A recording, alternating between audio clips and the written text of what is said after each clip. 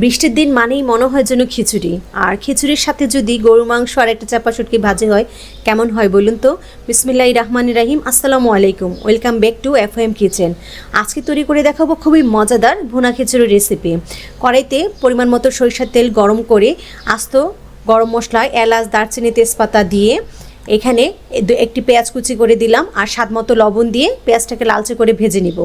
দুটি আলু ছোটো করে কেটে মরিচের গুঁড়া, লবণ দিয়ে মেখে আলুটাকেও ভেজে নেব। ভাজা হয়ে গেলে 1 চামচ টমেটো, পেঁয়াজ বাটা, আদা বাটা, রসুন বাটা, কাঁচামরিচ বাটা, হলুদের গুঁড়া একটু বেশি করে দিব, 1 চামচ দিয়েছি, মরিচের গুঁড়া, ধনে গুঁড়া, গরম মশলা গুঁড়া দিয়ে মশলাটাকে ভালো মতো একটু কষিয়ে নেব। একটু পানি দিয়ে আবারও কষিয়ে নেব যেন মশলার কাঁচা গন্ধটা চলে যায়। দিলাম ভাজা জিরা গুঁড়া। ভাজা জিরা গুঁড়া দিয়ে এখানে আগে থেকেই মুগ ডাল আর মসুর ডাল আমি ভিজিয়ে রেখেছিলাম। আর ডাল সবসময় ভিজিয়ে আধা ঘন্টা ভিজিয়ে রান্না করলে তখন আর ডাল খেলে অনেকের গ্যাস হয়, সেই গ্যাসটা হবে না।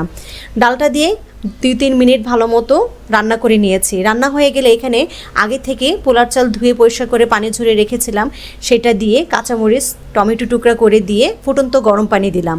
এখানে আমি 1 কেজি পোলার চাল নিয়েছিলাম। 1 কেজি পোলার চালের জন্য 1.5 কেজি পানি দিতে হবে। পানিটা যখন টেনে আসবে তখন পেঁয়াজ বেরেস্তা, ঘি আর ধনেপাতা কুচি দিয়ে দমে রেখে দিব।